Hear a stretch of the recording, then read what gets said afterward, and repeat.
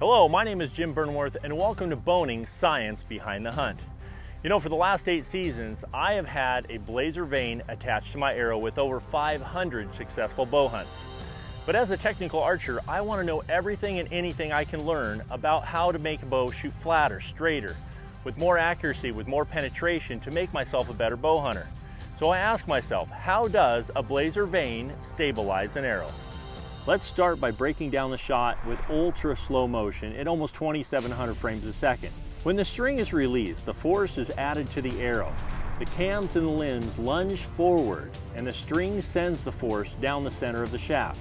It's important that the spine of the shaft is weighted to the bow. As the string applies pressure, the arrow starts to flex. This is known as the first apex.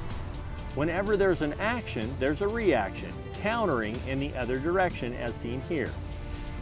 All this happens both horizontally and vertically, making the arrow flight extremely difficult to handle if you don't have the right arrow-fletch combination. All of this extra movement is left to the vane to spin and stabilize the arrow and the broadhead. That's the only way you can hit your mark.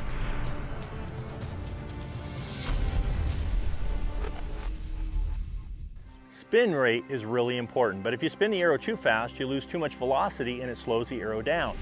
But I found with these Blazers, if you use a 3-degree offset with the right helical, it'll work best.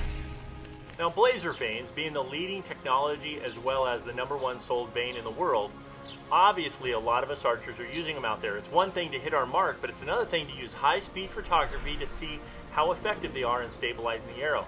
We're going to do just that. Now, I'm using an Insanity XL at 31.5 inches with the binary, so it's coming out extremely flat. I've also got a VAP arrow, one of the small diameters for more penetration with that special insert, using an interlock broadhead for our test, as well as the 2-inch Blazer vanes to stabilize it. Now, this is the width and the size of about a chest cavity in a white-tailed deer, so we're going to see how it reacts.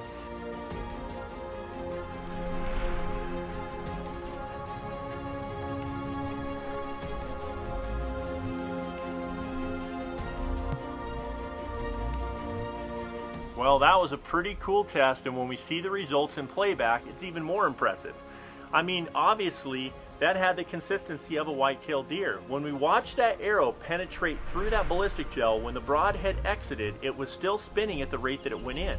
It started spinning less than 3 feet after it left the bow and all the way through the ballistic gel as we watched the fletches come out the backside. Pretty impressive on how a Blazer stabilizes an arrow and how it is affected when it hits a target.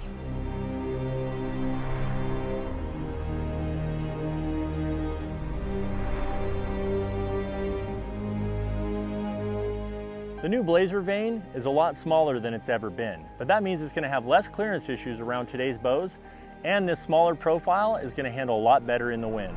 Less material making it lighter and still outperforms the older style. The parabolic shape of the vane helps the arrow become more stable and will be less affected by the outside influences like wind. This helps with both arrow flight and greater penetration. This is how it works. The parabolic shape moves the center of pressure back towards the tail of the arrow. This creates more stability for the arrow due to the center of pressure and the center of gravity being further apart.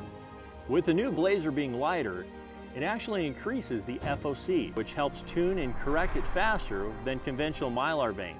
The Blazer's unique new design, with its steep leading angle edge, enables the air to flow over the vane in a manner that creates lift, leaving the tip of the vane's air undisturbed. The Blazer is known as a bulletproof vane.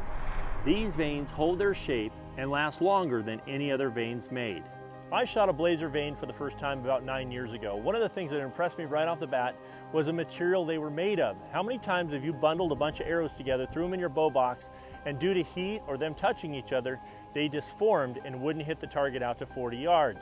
The Blazer is made of a very durable material. In order to show you that, I'm going to shoot it through some wood, and you're going to see the reaction it makes at 9,000 frames a second on the high-speed camera.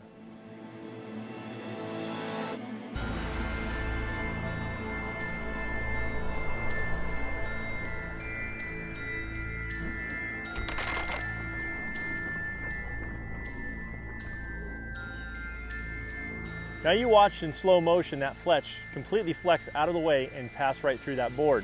The fletches are still completely intact, look like they were never shot. But what's really interesting is that none of the glue material in the facing edge of the fletch never even lifted off of the shaft. That's due to the fact that the bottom of that fletch has a suction cup that attaches itself to the arrow. With a good bead of glue, and no matter how slick the surface is on the arrow, it stays intact. That is a tough fletch.